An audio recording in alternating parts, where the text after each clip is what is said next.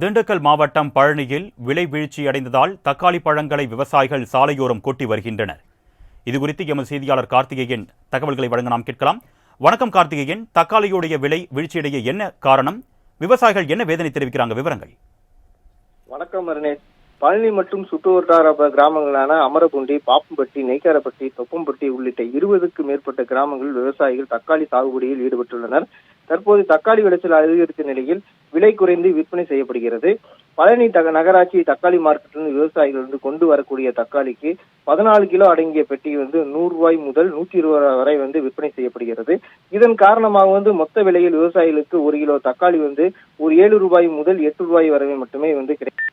கிராம பகுதியில் இருந்து தக்காளி சந்தைக்கு பறித்து எடுத்து செல்லக்கூடிய செலவிற்கு கூட போதுமானதாக இல்லாததால் விவசாயிகள் தோட்டத்திலே அருகில் உள்ள சாலை ஓரங்களில் தக்காளி பழங்கள் கொட்டி வருகின்றன.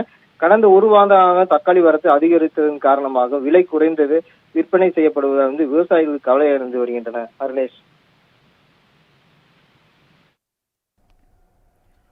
விவரங்களுக்கு நன்றி கார்த்திகேயன்.